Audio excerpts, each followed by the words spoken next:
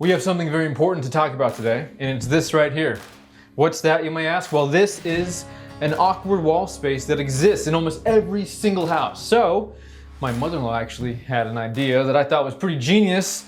Only using 3 boards, we're going to transform this area into a great little storage spot. You're not building cabinets, nothing crazy. All you need is a saw, a pencil, and joy in your heart. And like all my builds here on the channel, it comes with high quality free build plans in the description. If you're a subscriber, you know that. If you're not a subscriber, well, I think that's about it. Let's go ahead and get started with the build. I'll see you in the shop. Roll the music. So the only wood you're gonna need in this project is 2 1x4x8s of your wood of choice and 1 1x8x8. Again, your wood of choice.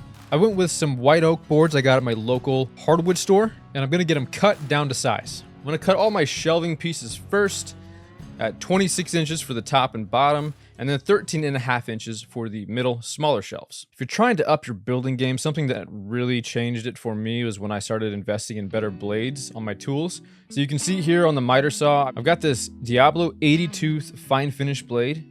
You don't notice this as much when you're cutting construction lumber, but when you're trying to make nicer builds for indoor projects, especially if you're spending more money on lumber, I would highly recommend spending a little bit more money on the blades. That way, you get a lot nicer, cleaner cuts, and it just ups the level of all your builds. So right here, we should have 3 3.5 inch strips at 26 inches and 3 3.5 strips at 28 inches. 28 inch strips are for the back, and the 26 inch pieces are for the front towel grill. So I designed this entire build to work with any dimensional lumber you get at your hardware store. So all the vertical pieces in this build will be 1x4s. The real dimensions of them are 3/4 inch by 3.5 inches. And then for the actual shelving pieces, these are gonna be 1x8s or 3/4 of an inch thick by 7.5 inches wide. I'm using this really expensive, already surfaced white oak because I was on a bit of a time crunch. I didn't want to surface myself. But you can go to your local lumberyard and get, you know, just your basic pine dimensional lumber. It's gonna be a lot cheaper than buying this pre-surfaced white oak. Also, my wife asked for this shelf to be white oak, so that is why we're using white oak. Let's keep going. So if you decided to go with some dimensional lumber, say you got a 1x8, so you're working with 7.25 inch wide board there. You can keep it that wide if you want. I thought it stuck out from the wall a little bit too far, so I'm ripping all of my shelving pieces down to 6.5 inches for this build. Again, you can reference those free plans in the description if you want to get all the exact dimensions. But before assembling any of this, I'm going to take 150 grit sandpaper, go over everything before I assemble. It's a lot easier to do it now than later. I want to be doing very little sanding at the end, so I'm going to go over all of the surface, the sides, edges, top, bottom, everything with 150 grit. When the sanding is complete, I'm going to start laying everything out and figuring out which side of the board I want to use, using the most attractive sides for the sides that are going to be facing out of the wall. Also, you can see the sapwood on some of these shelves, so I'm going to actually put those on the back so you see more of the dark heartwood in the front.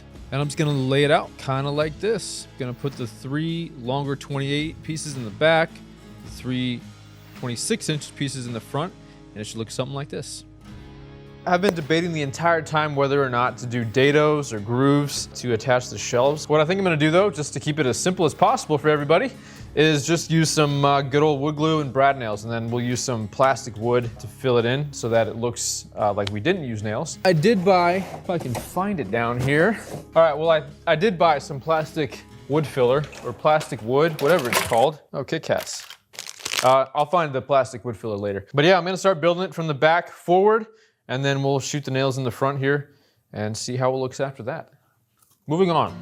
So in the plans, I did design the ends of the front towel grill to have this 45-degree bevel on them. So to do that, I'm taking a scrap piece of wood here. Always use a scrap piece before trying to cut some angle or miter on the wood that you just meticulously milled down or got down to size and sanded. You don't want to mess up your cuts there. So definitely test it out first. But I didn't actually want to do a 45-degree angle all the way to the corner. So I think I'm going to go with an edge profile kind of like this. More of a chamfered look, if you will. After figuring out where I wanted to put the wood on the base plate, made a mark with a pencil on the base plate. That way I knew I could line up all of the wood I was actually going to use for the build right up to that mark and get a consistent bevel or chamfer. on all 3 of these boards.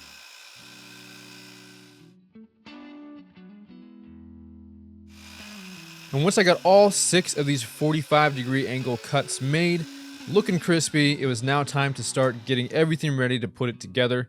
So first I was finding the center of the top and bottom shelves and finding the center of the middle back support. I can get these 3 boards evenly spaced apart. And as I said earlier, we're just keeping this really simple this time. We're just using some basic Type Bond 2 wood glue and some 18 gauge 1.25" brad nails. I'm paying real close attention to make sure all of the edges are lined up and flush before putting on a little bit of glue and tacking a brad nail in. Something I did like to do during this build is only tack 1 brad nail in on one side and then go to the opposite end, line that one up, add the glue, put 2 brad nails in to make sure that it was straight, we were getting 90-degree angles, and then go add the second brad nail to the top. Only adding 1 brad nail in first at the top allows you to adjust the wood on the bottom. Just swivel it enough so you can get all those boards lining up right at 90 degrees.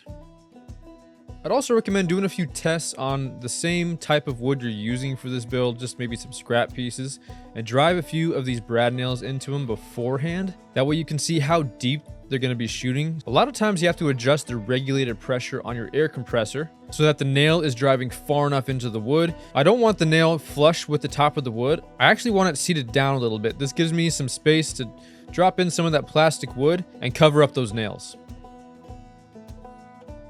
So now that those back support pieces are on, I'm going to flip it over, start working on this towel grill. I'm just now realizing that you guys might be wondering what a towel grill even is. Well, I'm going to show you at the end of the video. Stay tuned to find out what a towel grill is. Of course, you probably can figure it out by now since I'm laying it all out. You know this is going to be in a bathroom. Anyways, I'm actually attaching these a little bit differently than I did the back. Nope, just kidding. We're doing the exact same thing we did on the back. A little bit of wood glue. Not too much, don't want a lot of squeeze out, and then a couple more 1.25" brad nails, 2 on the top, 2 on the bottom. The right grill piece is going to be obviously flush up against the right side of the shelf. The left grill piece is centered with the shelf, same with the back support piece, and then the middle grill piece is going to be centered in between the right and the left. Now it was time to get those middle smaller shelves installed. To do this, I'm actually going to be cutting a scrap piece of wood right at 7 5/8 of an inch. I'm going to cut 2 of them. They're going to work as spacers so that I'm going to get consistent measurements on both the top and the bottom. So after doing a quick dry test here, I'm just going to add a little glue on any part where the wood is going to contact the other wood, obviously. Going to slide it in there very cleanly without making a mess, and use the assistance of a clamp here to make sure that the spacer's on top and the spacers on the bottom, so I get, again, consistent level spacing. I'm going to drive 1 nail in the front, and then once that's done, I'm going to flip it over carefully, use a scrap piece to support that, and then add some more spacers. I'm sure you guys can figure out the rest of it here. And then drive 2 nails in per support on the back of the shelf. Once that shelf is complete, gonna flip it over and do the exact same thing for the second smaller shelf. Add a little glue to anywhere the shelf is gonna be touching those back supports. Get the spacers in there. Add 1 nail on the front, flip it over, and add 2 nails in both back supports. Once everything's put together, I pick it up, hoping nothing falls apart, and we have ourselves a shelf. It's actually upside down right now. The purpose of those pieces sticking out the bottom was for decoration, I guess, or maybe if you wanted to add a hook for a towel or something. I actually end up removing them later, so if you want to see how I cut them off after my wife said she didn't like them, you'll see how I did that in a second. But first I'm going to add this plastic wood to all the nail holes, and then once that's dry, go over it again with 150 grit sandpaper. And then I take 220 and just go over all of these sharp edges by hand. I wanted to make it as smooth as possible. And also, since you're going to be grabbing stuff on and off the shelf, I didn't want any sharp edges so no one, chunked their hand out. And then once that was done, I went over everything with denatured alcohol. I did have some glue squeeze out. So the purpose of the denatured alcohol is actually to get rid of any excess dust or oil on the wood But also, if you make sure you coat all of the glue squeeze out with this denatured alcohol, it actually softens it up enough to where you can get in there with a nice sharp chisel and just very carefully with that chisel remove any of the squeeze out. All right, let's move on to one of the most overlooked parts of building, and that is finishing. To finish this, I'm going to use some Rubio Monocoat pre-aging. This is the authentic number 6. I'm going to coat the entire shelf. This basically acts as a stain, just lightly changing the color of the wood or tinting the wood differently before we add the final hard wax coating, which I'm also going to be using some Rubio Monocoat. At this point, my wife came out and saw the 2 inches sticking out the bottom of the shelf and asked what it was. And I said, well, it's for decoration or towel hooks or something. She said, I don't really like that. Do they have to be on there? I said, no, I can cut them off. To be honest, I didn't really like them all that much either, but if you guys want to keep them on, by all means, it's your build. So to do that, I grabbed my poor man's track saw, lined it up just shy of 2 inches, and then cut all 3 off, used a block plane, smoothed them out, got them flush with the bottom. Then I can move on to finishing it with the Rubio Monocoat Pure. And they say you can apply it with a non-absorbent Scotch-Brite pad or something similar. The Scotch-Brite pads have never really worked that well for me, so I really like using those disposable sponge brushes, but I didn't have any at the time, so I used the next best thing, and that was my rubber-gloved hand. I spread the Rubio all over it, let it soak in for 5 to 10 minutes, and then wiped it all off with the assistance of my beautiful daughters. And now it was time to get this thing hung. So to do that, I decided just to grab my router with a plunge base. I got a keyhole bit for the router. I'll put a link to the exact one that I used in the description. I thought since this was going to be hanging right above the toilet, the worst thing in the world would be if people are reaching up and grabbing things off of it and it comes off the wall and smacks them on the head. That would just no bueno. So I really wanted this to be secure, so I'm drilling these keyholes into the back right and left of the supports. Then I'm using these 75-pound rated anchors and screws to go into the wall. This will be plenty strong to hold this thing in place and make sure it doesn't ruin anybody's day.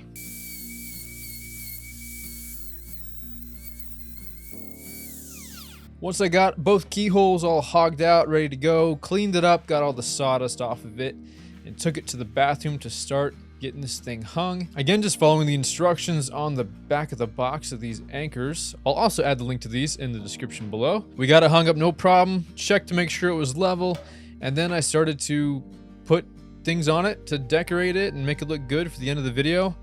Then I realized this is not my department, so I'm not even gonna try. Had to call in reinforcements, ask my wife to come in and help me make it look nice for the final shots for the video. And there you have it. The shelf is done and ready to go. And before you leave a comment about the candle burning underneath that wooden shelf, don't worry. It was just for the shot. I walked in right after this and blew it out. Here, I'll even show you so you know I'm not kidding. See, look. I'm a very safe person. No accidents. If you guys enjoyed this video, be sure to like, subscribe, share it with your friends. Leave a comment, let me know if you're gonna be building this in your bathroom. If you guys like this video, I'll bet you like this other one on the screen here.